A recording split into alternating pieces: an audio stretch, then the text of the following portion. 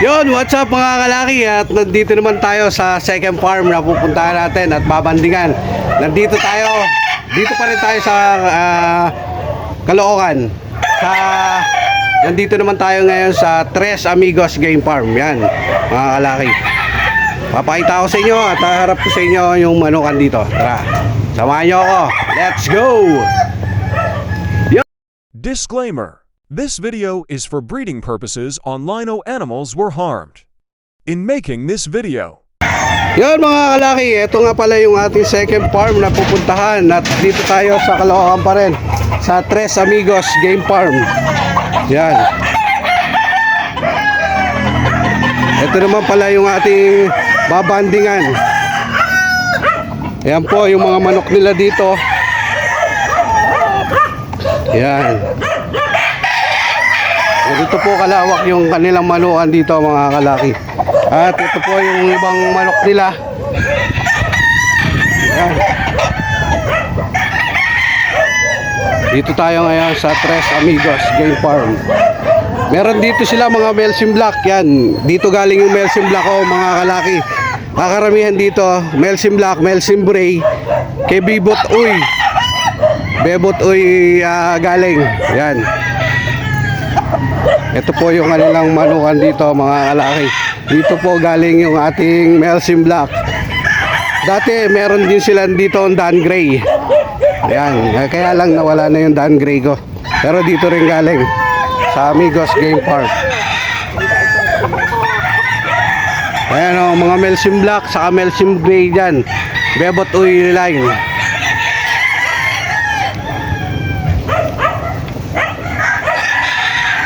Kasama po rin natin si Boss Dexter. Boss Dexter, kaway muna sa ating vlog. Yan. Yan ang ating katandem lagi, si Boss Dexter. Ito, Melsim Black oh. Ayan yung mga nag-champion sa kanila nung nakaraan. Yung mga gamit niya nung ating elimination. Konti lang naman. Yun mga kalaki. Dito tayo sa Tres Amigos Game Farm. Yan, kinukuha lang yung ating babandingan. At ang dami niyang manok dito mga kalaki.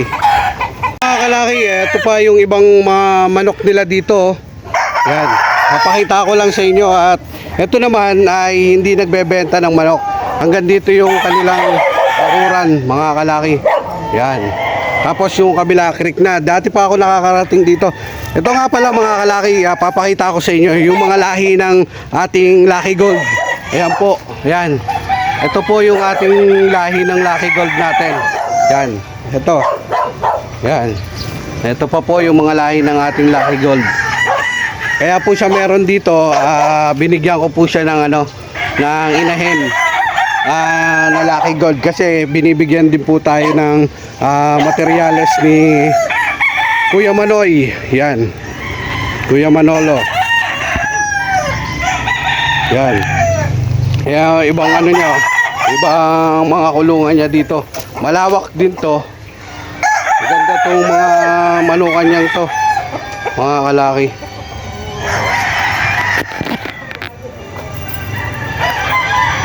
Yan mga kalaki, stop ko. Mga kalaki, ito po yung mga lahi ng ating Lucky Gold. Yan. Nagpapanalo rin sa kanya. Bali, ito talagang istorya mga kalaki. Itong Lucky Gold natin, bago natin tinawag na Lucky Gold, dito rin po mismo galing din yung gold niya. In-improve lang natin ang in-improve dahil nagpapanalo nga din sa kanya dati. Kaya lang in-out niya, binigay niya sa atin. Tapos nung napunta sa atin, nung nakita niya nagpapanalo pa rin ang ating mga Lucky Gold, humingi siya ng inahin. Siyempre, hindi naman natin pwedeng hindihan kasi sa kanya naman galing yung ating Lucky Gold na in-improve lang, na pinasok natin sa mga ibang golden na iisang line na panay round head yan. Kaya yan, tuwan-tuwa siya at nakabalik sa kanya yung mga mga gold niya rin na dating nagpapanalo. Hanggang ngayon nagpapanalo, lalo na mga kalaki kung sakaling lalabas ng mga white pit. Yan, talagang iba. Ayan dami Malawak dito mga kalaki. Ayan. Ito yung mga Melsim Black niya. Tapos dito pa yung iba.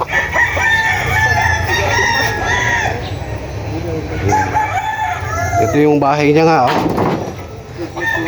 Dati mga kalaki, mas malawak pa tong lugar niyan to. Mas malawak pa. Kuya Manoy, anong lahi na ito? Ayan, sa kwan din yun eh. Ayan dyan, kwan yan eh.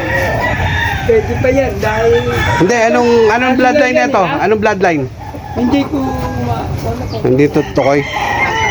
Nakakuha ka din. Yan, mga kalaki, oh.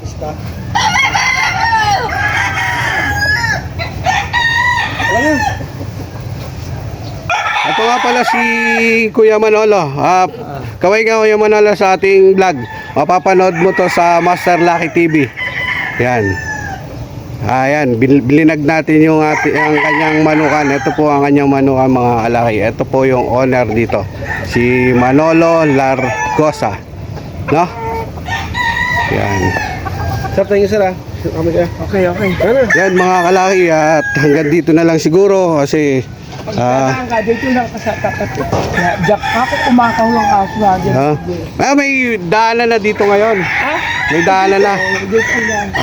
Kala ko doon pa rin kasi kabisado ko yun dito eh.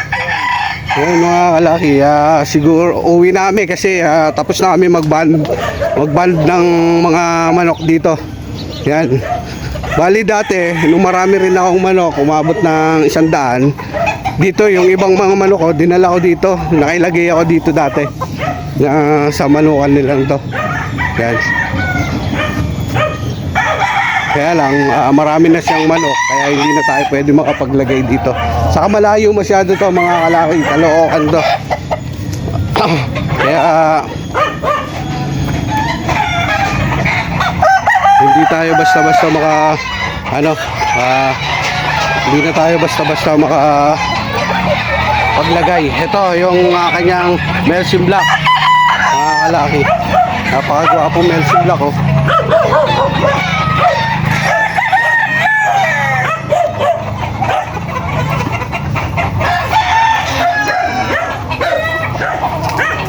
Oh, gaganda manok mga kalaki.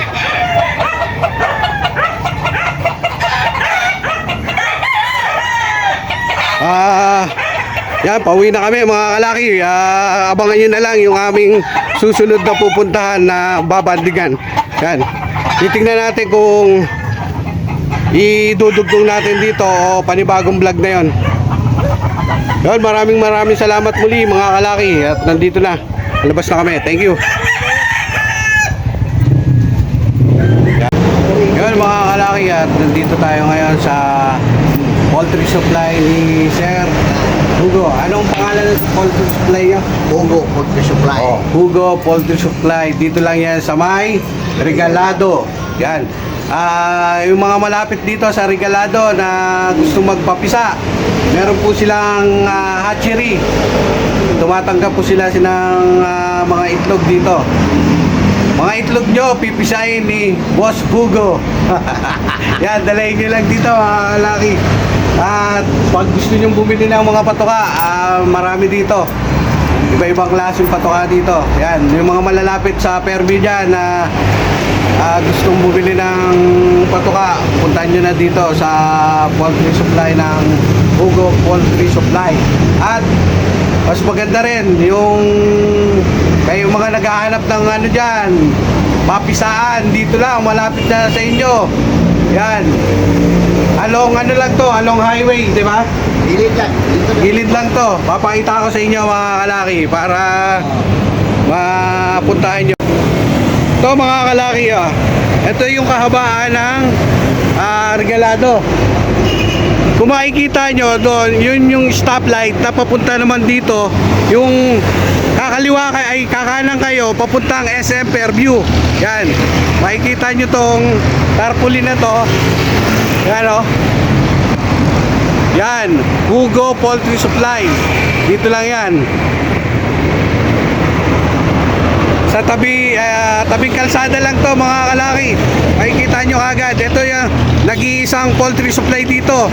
Ni Boss Hugo. Yan. Meron silang papisahan dito. Kaya sa mga gusto magpapisahan ng mga itlog, dalayin nyo lang dito mga kalaki para mapisa ang itlog nyo. Yan. Hugo Poultry Supply. Yan, kompleto sila sa mga patuka, sa sa mga tapos meron din sila minsan ina-out ng mga manok dito. Yung mga palahi ni Boss Hugo na binibili nila sa Expo.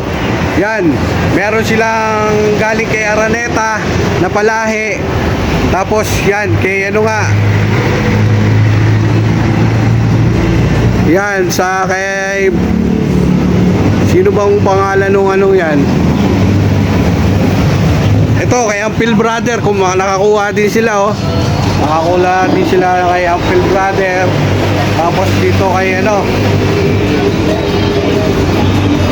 hindi ko kilala yung yun yung breeder na yan. Diyan nakakuha din sila. Tapos kay Nene Araneta na meron din sila na mga palahi. Ito nga pala yung ibang sisiw nila Yan. Nag-out sila dito ng mga mga minsan malalaki na, mga stag, cock. Yan. Nag-out sila kasi nagbi-breed lang si Boss Hugo, nagbi-breed lang. Hindi naman siya ganun naglalaban, bibihira lang pag may nagpipinance lang sa kanya. Tapos sa mga gustong bumili ng vaccine, meron din silang vaccine dito. 'Di ba? Kompleto kayo. Kuya, meron din kayong mga vaccine. Bilis ng Yan, may mga vaccine sila available. Kaya sa mga gustong bumili ng vaccine, saka gustong magpapisa, dito puntahan nyo lang yung tindahan ni Boss Hugo Poultry Supply. Yan. Mga kalaki, huwag nyo kakalimutan. Pasyalan yung kung taga-pay-review ka, taga-regalado, at naghahanap kayong gusto nyong papisahan at nalalayuan kayo sa farm breed, dito po, mas malapit lang sa Hugo Poultry Supply. Yan. Mga kalaki, abangan nyo po. May susunod pa po kaming pupuntahan na farm. Manukan na babandingan namin. Nagbanding po kami, kaya kami nandito sa Poultry Supply. Nagbanding po kami. Hindi ko na nakuhanan dahil maraming nagpabanding kanina, maraming nagdala ng sisiw. Hindi ko na nakuhanan at busy nagmamadali rin kami dahil may susunod pa kaming pupuntahan, dalawang manukan na babandingan. Yan, ito mga sisiw na to, nabandingan na namin. Yon, kaya abangan nyo na lang mga kalaki sa susunod na farm na pupuntahan namin. Yon. Yan. Thank you ulit. Maraming salamat sa inyong panonood and God bless. Yun. Woo! Sheesh.